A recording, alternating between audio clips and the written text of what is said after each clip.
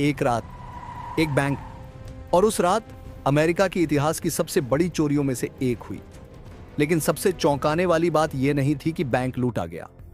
सबसे चौंकाने वाली बात यह थी कि चोरी करने वाले लोग कौन थे। ये कोई आम चोर नहीं थे, ये छोटे मोटे अपराधी नहीं थे।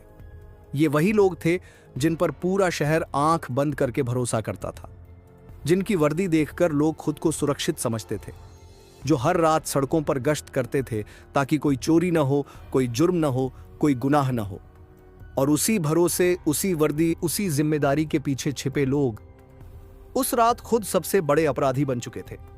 हर कदम सोचा समझा, हर हरकत कैलकुलेटेड। और लोग सोच रहे थे कि ये वही लोग हैं जो हमारी सुरक्षा करते हैं। लेकिन उस रात वही लोग बन गए थे अपराध के मास्टरमाइंड। यह कहानी सिर्फ चोरी की नहीं थी, यह कहानी थी विश्वास की, धोखे की और उस अंधेरी रात की जिसने पूरे शहर की आंखें खोल दी। तारीख थी 27 मई 1980 और समय था रात के 3:12। यह कहानी मैसाचुसेट्स के एक शांत और सामान्य से शहर की है जिसका नाम है मेडफोर्ड। करीब 60,000 की आबादी वाला यह शहर साफ सुथरी सड़कों, मेहनती लोगों और एक दूसरे को पहचानने वाले पड़ोसियों के लिए जाना जाता था। 1980 का दशक चल रहा था। अमेरिका में इकोनॉमिक बूम था, लोग खुलकर खर्च कर रहे थे, व्यापार अच्छा चल रहा था और पैसे की कोई खास कमी नहीं दिखती थी। मेडफोर्ड भी इस माहौल से अलग नहीं था।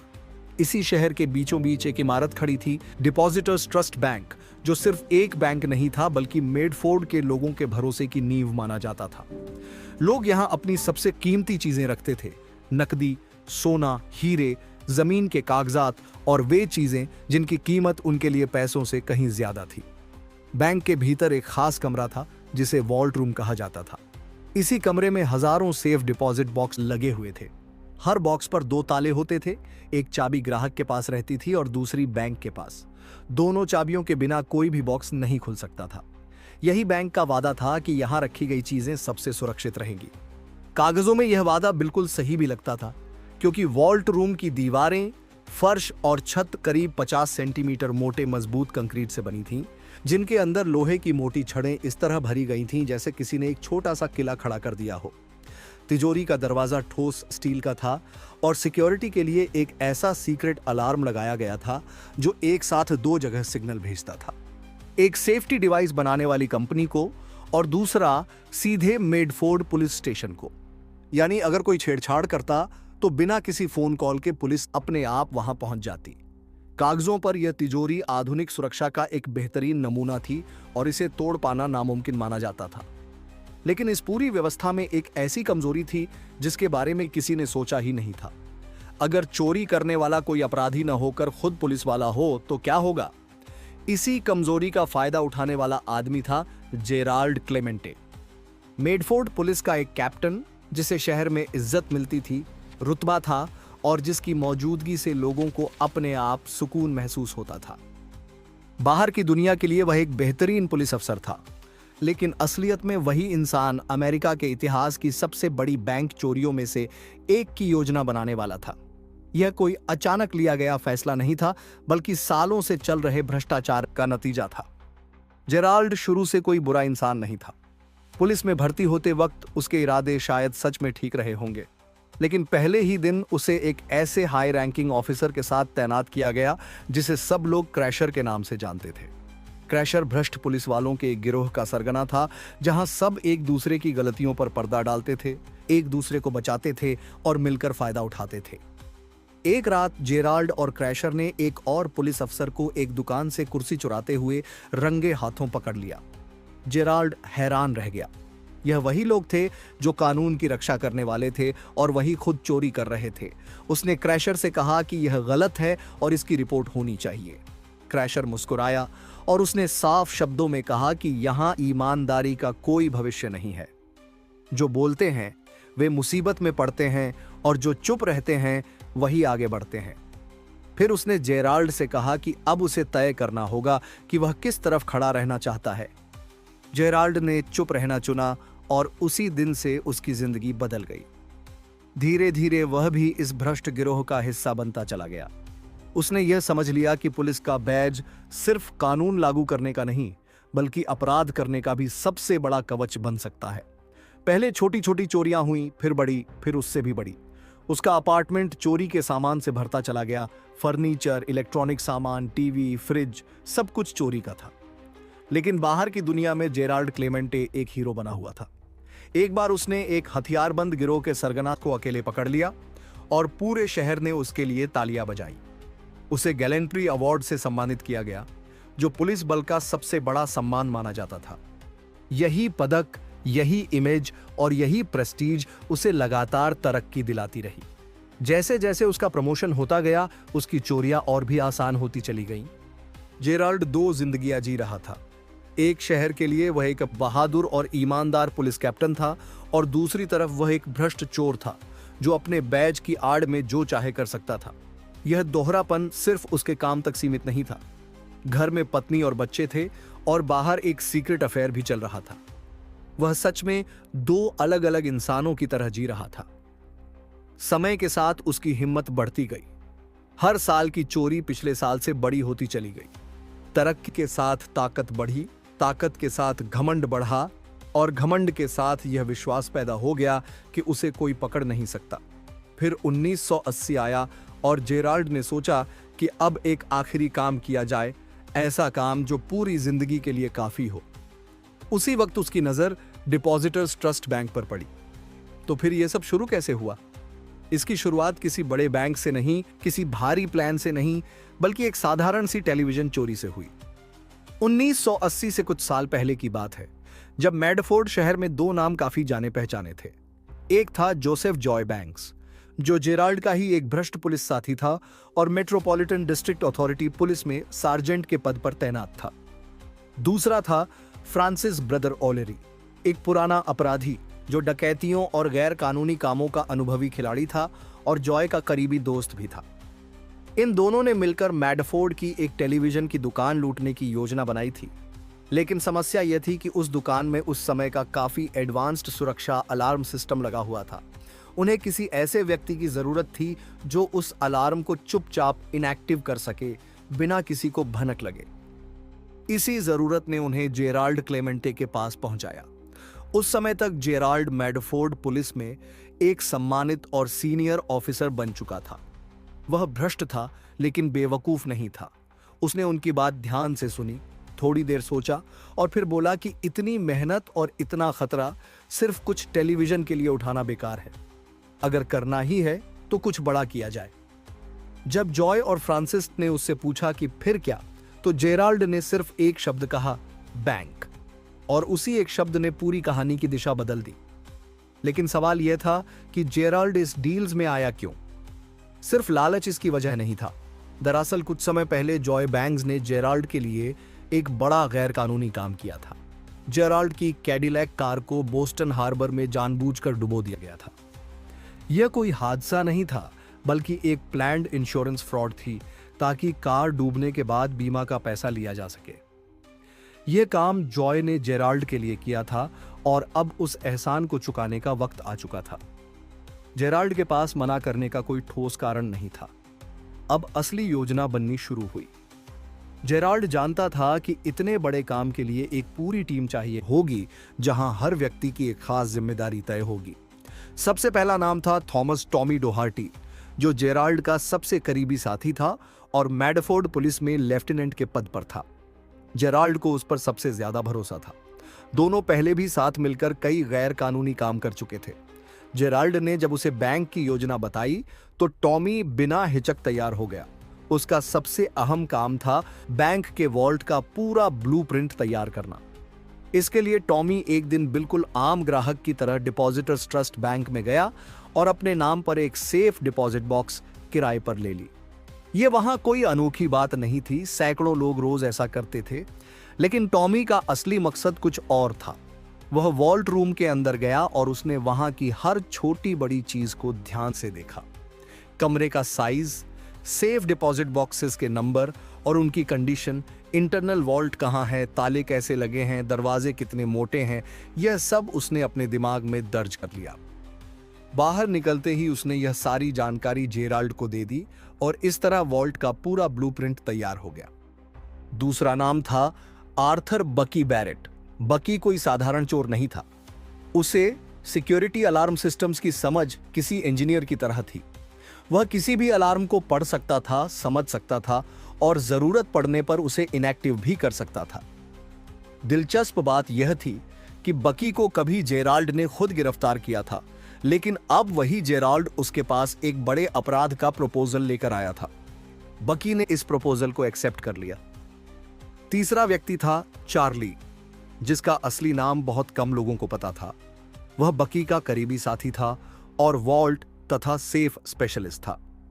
कहा जाता था कि चार्ली ने अपनी पूरी जिंदगी में कभी ट्रूथफुल काम नहीं किया। उसके नाम पर न कोई बैंक खाता था, न कोई प्रॉपर्टी, न ही कोई ऑफिशियल रिकॉर्ड। उसके सारे पैसों का हिसाब उसका भाई संभालता था। चार्ली एक भूत की तरह था जो मौजूद तो था लेकिन कागजों में कहीं नहीं था। उसकी एक अजीब सी शर्त थी। उसे पैसों से ज्यादा एक खास घड़ी चाहिए थी जो वॉल्ट में मिलने वाली थी। जेराल्ड ने उसकी यह मांग मान ली, बिना यह जाने कि आगे चलकर वही घड़ी एक बड़ा सबूत बन जाएगी। इस तरह अब गिरोह में कुल 6 लोग हो चुके थे।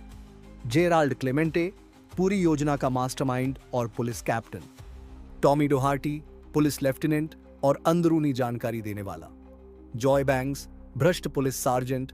फ्रांसिस ओलेरी, अनुभवी अपराधी। Bucky Barrett, security alarm specialist. और चार्ली, वॉल्ट और तिजोरी तोड़ने का उस्ताद। हर किसी की भूमिका तय थी और हर किसी को पता था कि उसे क्या करना है। लेकिन योजना बनाना और उसे अंजाम देना, ये दोनों बिल्कुल अलग बातें होती हैं। इस पूरी योजना में सबसे बड़ी परेशानी थी बैंक का साइलेंट अलार्म, जो सीधे पुलिस थाने से जुड़ा हुआ था। जेराल्ड जानता था कि अगर वह अलार्म एक्टिव हो गया तो खेल उसी वक्त खत्म हो जाएगा, क्योंकि पुलिस अपने ही साथियों के बावजूद मौके पर पहुंच जाएगी। इसी वजह से सारी जिम्मेदारी बकी बैरेट पर आ गई। बकी ने अलार्म सिस्टम को समझने में खुद को झोंक दिया और एक ऐसा इलेक्ट्रॉनिक डिवाइस बनाने की योजना बनाई जो अलार्म के सिग्नल को पूरी तरह रोक सके। मतलब अगर कोई अलार्म चालू भी करे तो उसका मैसेज न तो सुरक्षा कंपनी तक पहुंचे और न ही पुलिस थाने तक। यह काम आसान नहीं था, क्योंकि बैंक के अलार्म सिस्टम में बहुत सारी तारें थीं और बकी को ठीक वही सही तार ढूंढनी थी जिससे सिग्नल जाता था। एक भी गलत तार छू गई तो अलार्म बज सकता था। बकी ने काम शुरू किया और हर रात उसके साथ बाहर एक पुलिस गाड़ी खड़ी रहती थी, कभी जेराल्ड की, कभी टॉमी की। वर्दी, पहचान पत्र और पुलिस गाड़ी, इन तीनों ने मिलकर ऐसा पर्दा बना दिया कि अगर कोई राहगीर वहां से गुजरता तो उसे लगता कि पुलिस कोई सामान्य जांच कर रही है। लगातार 2 महीनों तक बकी ने उस अलार्म सिस्टम पर काम किया। हर रात थोड़ा सा एक्सपेरिमेंट, फिर सब कुछ वापस पहले जैसा कर देना, ताकि बैंक के कर्मचारियों या टेक्नीशियंस को कोई शक न हो। बार बार कोशिश, बार बार नाकामी और फिर दोबारा प्रयास। आखिरकार 2 महीनों की मेहनत के बाद बकी को वह सही तार मिल गई। उसका डिवाइस काम करने लगा और अलार्म का सिग्नल पूरी तरह बंद हो गया। पहली बड़ी बाधा पार हो चुकी थी, लेकिन अगली चुनौती उससे भी बड़ी थी। 50 सेंटीमीटर मोटी लोहे से मजबूत की गई कंक्रीट की दीवारें। इन्हें सामान्य औजारों से तोड़ना हफ्तों का काम था। तब किसी ने विस्फोटक इस्तेमाल करने का सुझाव दिया, लेकिन शहर के बीचों बीच धमाका करने का मतलब था सबको जगा देना। तभी एक और योजना सामने आई, मेमोरियल डे। यह अमेरिका का एक बड़ा नेशनल हॉलिडे होता है जब शहर भर में उत्सव, क्लस्टर्स और आतिशबाजी होती है। उस रात धमाकों की आवाज आम बात होती है। अगर उसी रात बैंक के वॉल्ट में विस्फोट हो तो लोग उसे आतिशबाजी समझेंगे, किसी को शक नहीं होगा। सबसे बड़ी बात यह थी कि मेमोरियल डे एक लॉन्ग वेकेशन पर पड़ रहा था, जिससे बैंक लगातार 3 दिन बंद रहने वाला था। 3 पूरे दिन बिना किसी रुकावट के काम करने के लिए। अब सब कुछ तय हो चुका था। तारीख तय थी, टीम तैयार थी और हर किसी को अपनी जिम्मेदारी पता थी। बस अब इंतजार था उस एक रात का। 27 मई 1980 की रात थी और वह मेमोरियल डे का लंबा वीकेंड था। पूरे मैडफोर्ड शहर में उत्सव का माहौल फैला हुआ था। जगह जगह लोग जमा थे। दूर दूर से आतिशबाजी की आवाजें आ रही थीं। हंसी, शोर और संगीत से रात का अंधेरा भी जैसे जाग रहा था। उसी शोर और उसी उत्सव की आड़ में 6 लोगों का एक गिरोह अपने जीवन के सबसे बड़े काम को अंजाम देने की तैयारी कर रहा था। ऐसा काम जो बाहर की दुनिया को सिर्फ एक त्योहार की रात लगे, लेकिन अंदर ही अंदर इतिहास बन रहा हो।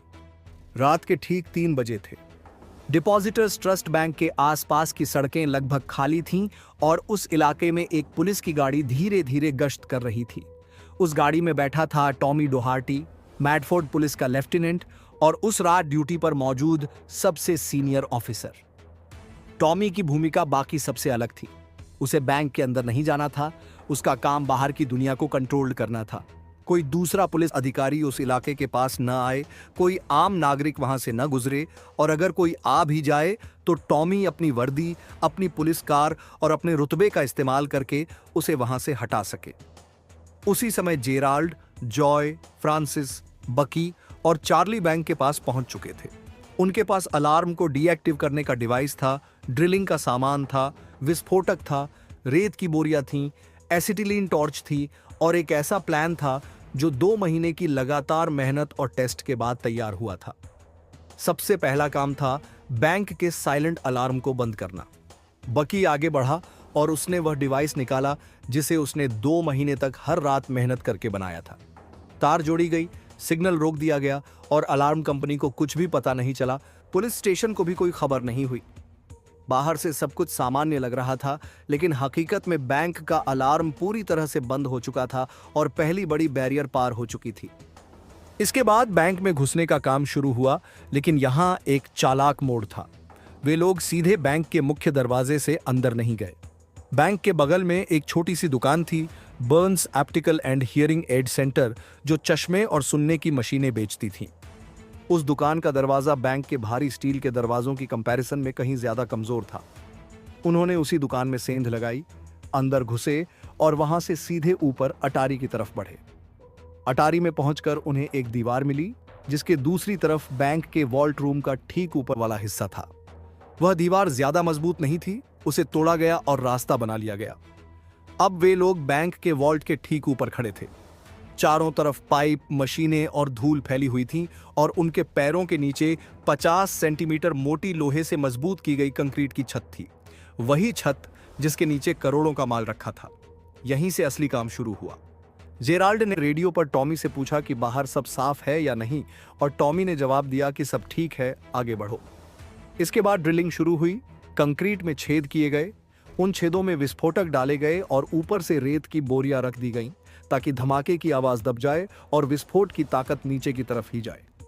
सब कुछ तैयार था, तभी अचानक टॉमी का रेडियो बजा और उसने कहा कि रुको, अभी कोई उस तरफ आ रहा है। अंदर मौजूद 5 लोग एकदम स्थिर हो गए, हाथ रुक गए और सांसें थम गईं। टॉमी ने देखा कि 2 लोग उस दुकान की तरफ आ रहे थे जो बैंक के ठीक सामने थी। ज्यादातर दुकानें उस रात बंद थीं, लेकिन ये दोनों मालिक कुछ सामान ठीक करने के लिए आ गए थे, बिल्कुल गलत वक्त पर और गलत जगह। टॉमी ने तुरंत अपनी पुलिस गाड़ी उनकी तरफ मोड़ी, बिल्कुल शांत और पेशेवर अंदाज में उनसे बात की और कहा कि इस इलाके में कुछ क्रिमिनल एक्टिविटी चल रही है, यहां रुकना सेफ नहीं है और उन्हें चले जाना चाहिए। दुकानदारों को कोई शक नहीं हुआ, उल्टा वे पुलिस की अलर्टनेस से खुश हुए, धन्यवाद कहा और वहां से चले गए। टॉमी ने रेडियो पर अंदर खबर दी कि रास्ता साफ है और काम जारी रखा जा सकता है। इसके बाद सभी लोग पास की दुकान के अंदर चले गए। रिमोट कंट्रोल हाथ में लिया गया, एक गहरी सांस ली गई और फिर जोरदार धमाका हुआ। धमाका इतना तेज था कि टॉमी ने बाहर से भी उसे महसूस किया और आसपास के कुछ घरों में शायद लोग जाग भी गए होंगे। लेकिन जैसा प्लान था वैसा ही हुआ। जिसने भी बाहर झांका उसने दूर होती आतिशबाजी देखी और यही सोचा कि मेमोरियल डे की आतिशबाजी चल रही है और फिर वापस सो गया। किसी ने पुलिस को फोन नहीं किया, कोई शिकायत दर्ज नहीं हुई। धमाके से वॉल्ट की छत में बड़ा छेद हो गया था, लेकिन कंक्रीट के अंदर की लोहे की सलाखें अभी भी बची हुई थीं। इसके लिए टीम तैयार थी। एसिटिलीन टॉर्च निकाली गई और एक एक करके हर रॉड को काटा गया। यह काम समय लेने वाला था, लेकिन आखिरकार वॉल्ट की छत में एक रास्ता बन गया। महीनों की योजना के बाद वह पल आ चुका था जब एक एक करके सभी लोग नीचे उतरे और वॉल्ट की ठंडी जमीन पर खड़े हुए। चारों तरफ अंधेरा था, फ्लैशलाइट जलाई गई और सामने जो दृश्य था उसने सबकी आंखें चमका दी। एक तरफ अंदरूनी वॉल्ट का बड़ा स्टील का दरवाजा था जहां बैंक का अपना पैसा रखा जाता था, और दूसरी तरफ सेफ डिपॉजिट बॉक्सेस की दीवार, सैकड़ों बॉक्सेस जिनमें लोगों की सबसे कीमती चीजें छुपी थीं। जेराल्ड ने तुरंत काम बांट दिया। बकी और चार्ली अंदरूनी वॉल्ट पर लगे, जबकि जेराल्ड और फ्रांसिस सेफ डिपॉजिट बॉक्सेस पर। अंदरूनी वॉल्ट के दरवाजे पर घंटों तक टॉर्च से काम किया गया और आखिरकार दरवाजा खुल गया, लेकिन अंदर का नजारा देखकर सबके चेहरे उतर गए। वहां लगभग कुछ भी नहीं था, सिर्फ $60,000। महीनों की मेहनत, जोखिम और धमाके के बदले इतना कम पैसा देखकर निराशा छा गई। दरअसल उस लंबे वीकेंड से पहले बैंक के कर्मचारियों ने ज्यादातर पैसा फेडरल रिजर्व को भेज दिया था, जो बैंक की स्टैंडर्ड प्रोसीजर थी। जेराल्ड ने गुस्से को काबू में रखा और सेफ डिपॉजिट बॉक्सेस पर ध्यान देने को कहा।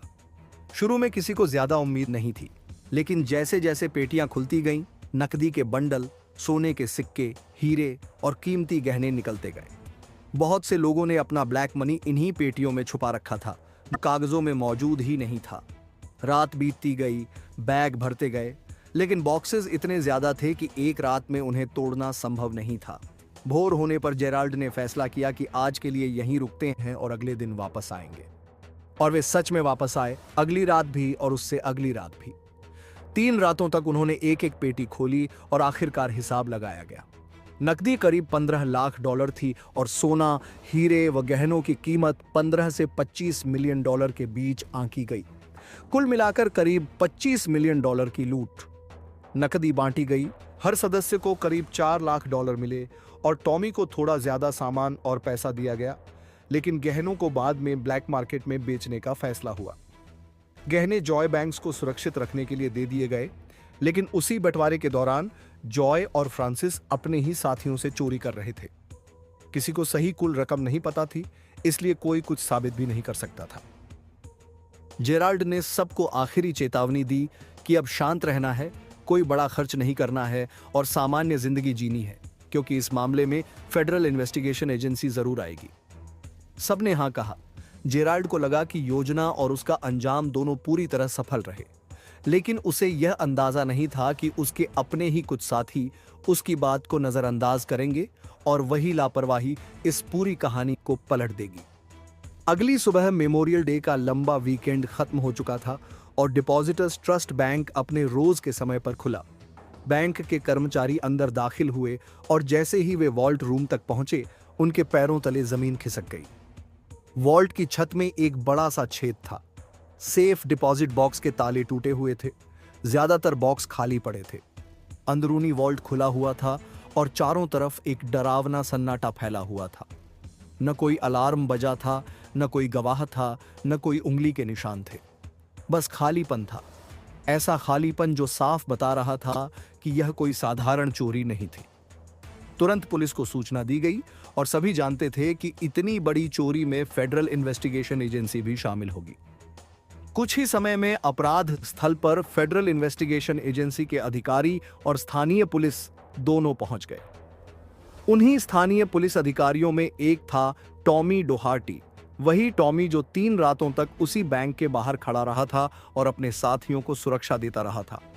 अब वही टॉमी जांचकर्ता बनकर उसी क्राइम सीन पर मौजूद था। वह जांच अधिकारियों की हर बात सुन रहा था, हर सुराग को ध्यान से देख रहा था और यह सुनिश्चित कर रहा था कि कोई भी चीज उनकी तरफ इशारा न करे। जांच शुरू होते ही फेडरल इन्वेस्टिगेशन एजेंसी को एक बात पहले ही दिन समझ में आ गई कि यह किसी बाहरी चोर का काम नहीं था। अलार्म को जिस तरह से पेशेवर तरीके से डीएक्टिवेट किया गया था, जिस समझदारी से पास की दुकान से एंटर किया गया था, वॉल्ट की सटीक जगह की जानकारी, मेमोरियल डे के लंबे वीकेंड का सही चुनाव और सबसे बड़ी बात, उस रात उस इलाके में किसी का भी न पहुंचना, यह सब साफ दिखा रहा था कि यह काम किसी ऐसे इंसान का था जिसे शहर की पूरी जानकारी थी, पुलिस के काम करने के तरीके का अनुभव था और जिसके पास लोगों को दूर रखने की ताकत और अधिकार दोनों थे। यहां से फेडरल इन्वेस्टिगेशन एजेंसी की नजर मैडफोर्ड पुलिस विभाग पर गई। उन्हें पता था कि इस विभाग में पहले से ही भ्रष्टाचार की बातें चल रही थीं और धीरे धीरे उनके शक की सुई 2 नामों पर टिक गई, जेराल्ड क्लेमेंटे और टॉमी डोहार्टी। जेराल्ड, जो उस समय एक सीनियर पुलिस कैप्टन था, और टॉमी, जो उस रात इलाके में मौजूद सबसे बड़ा अधिकारी था। लेकिन जेराल्ड बिल्कुल नहीं घबराया। उसे पूरा भरोसा था कि उन्होंने कोई सबूत नहीं छोड़ा है, न उंगली के निशान, न गवाह और न ही कोई सीधा एविडेंस। जब फेडरल इन्वेस्टिगेशन एजेंसी ने जेराल्ड से पूछा कि 27 मई की रात वह कहां था, तो जेराल्ड ने बिना हिचक जवाब दिया कि वह अपनी प्रेमिका के साथ था। यह सुनकर इन्वेस्टिगेटर थोड़े रुक गए, क्योंकि जेराल्ड शादीशुदा था, उसके बच्चे थे और एक परिवार था, लेकिन उसकी एक प्रेमिका भी थी जिसका नाम बारबरा हिक्की था। जेराल्ड ने जानबूझकर यही बहाना चुना था, क्योंकि अगर वह कहता कि वह घर पर था तो उसकी पत्नी और बच्चे उसकी बात साबित कर देते, जबकि वह उस रात घर पर था ही नहीं। चोरी के बाद वह सीधे बारबरा के पास गया था और पहले ही उसे समझा चुका था कि अगर कोई पूछे तो बस यही कहना है कि वह पूरी रात उसके साथ था। जब इन्वेस्टिगेटर्स ने बारबरा से पूछताछ की तो उसने भी वही बात दोहराई और कंफर्मेशन कर दी कि जेराल्ड उस पूरी रात उसके साथ था। जेराल्ड का बहाना तैयार था और फिलहाल वह सुरक्षित था। जांच आगे बढ़ती रही, दूसरे पुलिस अधिकारियों से पूछताछ हुई, बैंक कर्मचारियों से सवाल किए गए, आसपास की दुकानों के मालिकों से भी बात की गई, लेकिन कहीं से कोई ठोस सुराग नहीं मिला। धीरे धीरे महीने बीतने लगे और मामला ठंडा पड़ता हुआ दिखाई देने लगा। जेराल्ड और टॉमी यह सब अंदर से देख रहे थे और उन्हें लगने लगा था कि बस थोड़ा और इंतजार करना है और यह मामला फाइलों में दब जाएगा। लेकिन जेराल्ड यह नहीं जानता था कि उसकी सबसे बड़ी कमजोरी उसके अपने साथी बनने वाले हैं। उसने सभी को साफ चेतावनी दी थी कि शांत रहना है, कोई बड़ा खर्च नहीं करना है और कम से कम 1 साल तक बिल्कुल आम जिंदगी जीनी है। लेकिन टॉमी डोहार्टी और जॉय बैंक्स के लिए शांत रहना नामुमकिन था। डकैती के बाद उनकी जिंदगी बदली जरूर, लेकिन गलत दिशा में। पैसा आया तो नशा आया, नशा आया तो पार्टियां आईं तो औरतें आईं और यही सब मिलकर उन्हें एक ऐसी दुनिया में ले गया जहां से वापसी मुश्किल होती चली गई। दोनों लगातार नशे में रहने लगे, बेहिसाब पैसा उड़ाने लगे और जेराल्ड यह सब देख रहा था। उसका दिल अंदर ही अंदर बैठा जा रहा था, क्योंकि उसने उन्हें चेतावनी दी थी और वे उसकी हर बात को नजरअंदाज कर रहे थे। लेकिन इससे भी बड़ी समस्या यह थी कि चोरी के गहने जॉय बैंक्स के पास थे, वही गहने जिन्हें जेराल्ड ने जांच ठंडी होने तक सुरक्षित रखने के लिए उसे सौंपा था। जॉय ने उन गहनों को सुरक्षित रखने के बजाय उनका दुरुपयोग करना शुरू कर दिया। किसी औरत को प्रभावित करना होता तो वह चोरी के गहने तोहफे में दे देता और कुछ गहने उसने जल्दबाजी में ब्लैक मार्केट में बेच भी दिए। जब यह बात टॉमी तक पहुंची तो उसका खून खौल उठा। नशे में डूबे दोनों के बीच फोन पर झगड़ा हुआ, बात बढ़ी, गाली गलौज हुई और एक दिन जॉय टॉमी के घर के गैराज में पहुंच गया। उसके हाथ में एक शॉटगन थी। शायद वह टॉमी को डराना चाहता था या शायद खुद भी नहीं जानता था कि वह क्या करने आया है। लेकिन टॉमी एक ट्रेंड पुलिस ऑफिसर था। उसने हालात को तुरंत समझा और जॉय के हाथ से शॉटगन छीन ली। जॉय निहत्था हो गया, लेकिन उसने अपनी पीठ के पीछे से एक पिस्तौल निकाल ली। टॉमी ने एक पल भी नहीं गंवाया और नजदीक से शॉटगन से जॉय पर गोली चला दी। जॉय जमीन पर गिर पड़ा, खून फैल गया और चीख पुकार मच गई। पड़ोसियों ने आवाज सुनी और पुलिस को बुलाया गया। इस बार टॉमी उन पुलिस वालों में शामिल नहीं था जो मौके पर पहुंची। अधिकारियों ने उसे गिरफ्तार कर लिया और जॉय को अस्पताल ले जाया गया। डॉक्टरों ने कहा कि वह बच गया है, लेकिन बहुत मुश्किल से, और जांच में यह भी सामने आया कि उसके शरीर में इतनी ज्यादा कोकीन थी कि उसका खून का बहाव धीमा हो गया था और उसी वजह से उसकी जान बची। लेकिन जॉय का बचना जेराल्ड के लिए एक बहुत बड़ी मुसीबत बन गया। अब यह सिर्फ एक गोलीकांड नहीं रहा था। दोनों शामिल लोग पुलिस अधिकारी थे, इसलिए मामला लोकल पुलिस से स्टेट लेवल पुलिस के पास चला गया, जहां जेराल्ड और टॉमी का कोई इन्फ्लुएंस नहीं था। स्टेट पुलिस के जांचकर्ता मौके पर पहुंचे। उन्होंने पूरी जगह की तलाशी ली और जब जॉय बैंक्स की गाड़ी का डिक्की खोली गई तो अंदर एक बैग मिला जिसमें चोरी के गहनों का एक हिस्सा और लगभग 1 किलो कोकीन थी। एक ही पल में गोलीकांड का मामला फिर से बैंक डकैती की जांच में बदल गया। जब यह खबर जेराल्ड तक पहुंची तो उसे पहली बार महसूस हुआ कि अब सच में मुसीबत आ गई है। उसके 2 सबसे करीबी साथी फंस चुके थे। एक गिरफ्तार था और दूसरा अस्पताल में था, जिसकी गाड़ी में चोरी का माल मिल चुका था। जेराल्ड समझ गया कि यह मामला अब ठंडा नहीं पड़ेगा बल्कि और ज्यादा गर्म होगा। फिर भी उसके पास एक ही रास्ता था, डटे रहना। उसके मन में यही चल रहा था कि कोई सीधा सबूत नहीं है, कोई उंगली के निशान नहीं है, उसका बहाना मजबूत है और जब तक उसके साथी उसे धोखा नहीं देते वह सेफ है। लेकिन जेराल्ड एक बात भूल रहा था कि जो लोग नशे में डूबे हों, जिनके पास खोने के लिए कुछ न बचा हो और जिन्हें जेल का डर सताने लगे, वे लोग कुछ भी कर सकते हैं। FBI ने जांच तेज कर दी। जेराल्ड क्लेमेंटे पर पूरा ध्यान गया। जांचकर्ताओं ने जेराल्ड की जिंदगी को ऊपर से नीचे तक खंगाला। उसका पिछला जीवन, उसके संपर्क, उसकी रोजमर्रा की आदतें, उसके पैसे, सब कुछ देखा गया। इस दौरान पता चला कि जेराल्ड ने अपनी प्रेमिका बारबरा हिकी को छोड़ दिया था। रिश्ता खत्म हो चुका था और बारबरा अब जेराल्ड की नहीं रही। यह एफबीआई के लिए अपॉर्चुनिटी थी। जांचकर्ताओं ने बारबरा से पूछताछ की और उसे कहा कि सच बताओ, तुम्हें कोई तकलीफ नहीं होगी। बारबरा रुकी। उसने सोचा, जेराल्ड ने उसे छोड़ दिया था और वह रिश्ता अब था ही नहीं। फिर बारबरा ने सच बोल दिया। उसने बताया कि उस रात जेराल्ड उसके पास आया था। उसके कपड़े धूल से भरे हुए थे, सीमेंट की धूल पूरे कपड़ों पर। एफबीआई के कान खड़े हो गए। वही सीमेंट की धूल, वही तिजोरी जिसकी कंक्रीट की छत तोड़ी गई थी, और वही ड्रिलिंग जो घंटों चली थी, वही धूल जो उस काम का सबूत था। जेराल्ड को लगा कि बारबरा उसे बचाएगी, लेकिन उसने सच बोल दिया। यही एक छोटा सा डिस्क्रिप्शन जेराल्ड की पूरी सावधानी से बनाई गई कहानी को तोड़ने के लिए काफी था। अब एफबीआई के पास जोई की गवाही थी, एक अंदरूनी आदमी की। बारबरा की गवाही थी, एक आंखों देखी साक्षी की, और साथ में घटनाओं का पूरा जाल। वारंट निकला और एक सुबह जेराल्ड क्लेमेंटे को उसके घर से गिरफ्तार कर लिया गया। उसने कोई विरोध नहीं किया, बाहर से शांत रहा, लेकिन अंदर से वह जानता था कि यह केवल शुरुआत है। कहानी यहीं खत्म नहीं हुई थी, क्योंकि इस पूरी कहानी में एक और अध्याय था जो सबसे अंधेरा और सबसे चौंकाने वाला था, और जिसके बारे में बहुत कम लोग जानते थे। वह था बकी बैरेट। बकी वही आदमी था जिसने 2 महीने मेहनत करके बैंक का अलार्म बायपास किया था। वह इस पूरे डकैती का टेक्निकल जीनियस था। उसके बिना यह सब संभव नहीं था। डकैती के बाद बकी ने अपना हिस्सा लिया और चुप हो गया। जेराल्ड की तरह उसने भी कम ध्यान देने की कोशिश की, लेकिन बॉस्टन की दुनिया छोटी थी और वहां एक नाम था, व्हाइटी बुल्जर। व्हाइटी बुल्जर बॉस्टन का सबसे खतरनाक माफिया बॉस था। उसके नाम से लोग कांपते थे। उसने बॉस्टन के अंडरवर्ल्ड पर दशकों तक राज किया और बाद में एफबीआई की सबसे वांटेड लिस्ट में आया। व्हाइटी को पता चल गया कि बकी बैरेट उस ट्रस्ट बैंक की डकैती में शामिल था और उसके पास बहुत पैसा था। डकैती के 3 साल बाद व्हाइटी ने बकी को संदेश भेजा कि उसके पास कुछ चोरी के हीरे हैं और क्या वह उन्हें बेचने में मदद कर सकता है।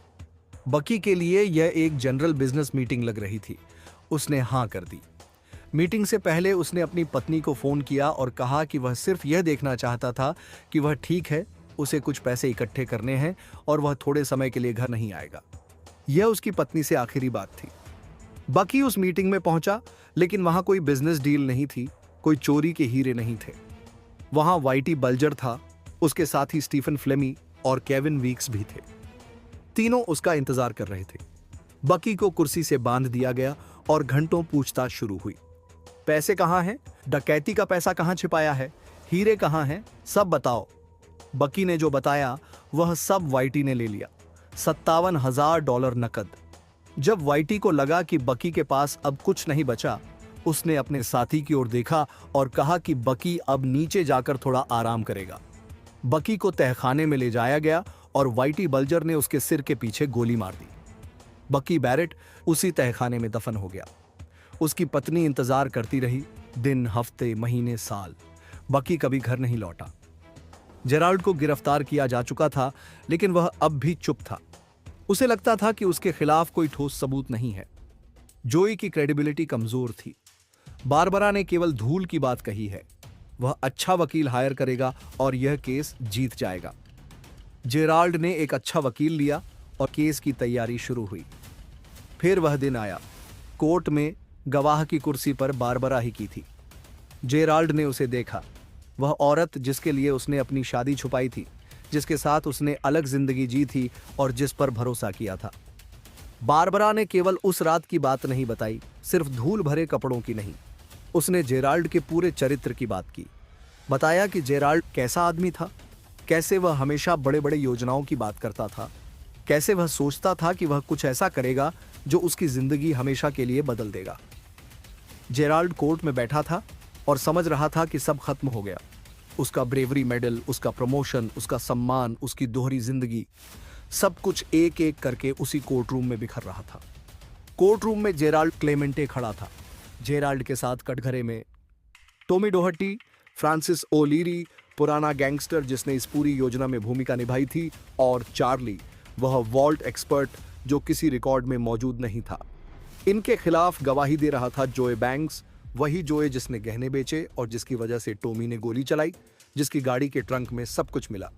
जोए ने FBI के साथ सौदा किया था, सुरक्षा देने की शर्त पर पूरी सच्चाई बताई।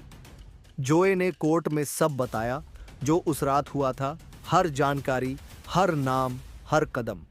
जेराल्ड का वकील पूरी कोशिश कर रहा था कि जोए की रिलायबिलिटी पर सवाल उठाए, क्योंकि वह नशेड़ी था, खुद चोर था और उसकी बात पर भरोसा नहीं किया जा सकता था। यह दलील कमजोर नहीं थी, लेकिन जोए अकेला गवाह नहीं था। बारबरा हिकी की गवाही भी थी, एविडेंस भी थे।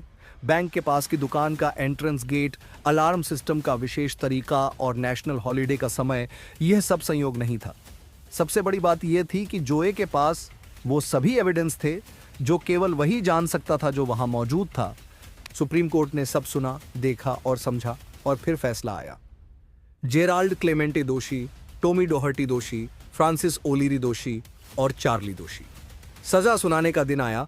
जज रॉबर्ट बार्टन कोर्ट रूम में बैठे और जेराल्ड की तरफ देखकर बोले कि इस आदमी की हरकत हर ईमानदार और समर्पित पुलिस वाले के लिए शर्मनाक है, जो सच में इस शहर की रक्षा करता है। कोर्ट रूम में यह शब्द गूंजे और जेराल्ड के पास कोई जवाब नहीं था। सजा सुनाई गई। जेराल्ड क्लेमेंटे 18 से 20 साल और अलग से 12 से 20 साल लगातार, टॉमी डोहर्टी गोलीबारी के लिए अलग और बैंक डकैती के लिए अलग, फ्रांसिस ओलीरी कई सालों की सजा। उनके सामने अब दो ही रास्ते थे, जेल में मर जाना या बुढ़ापे में रिहा होना। जोए बैंक्स को सिक्योरिटी मिली। यही थी डिपॉजिटर्स ट्रस्ट बैंक डकैती की पूरी कहानी। अगर आपको यह वीडियो पसंद आया हो तो लाइक करें, चैनल को सब्सक्राइब करें और कमेंट में अपनी राय जरूर बताएं। धन्यवाद।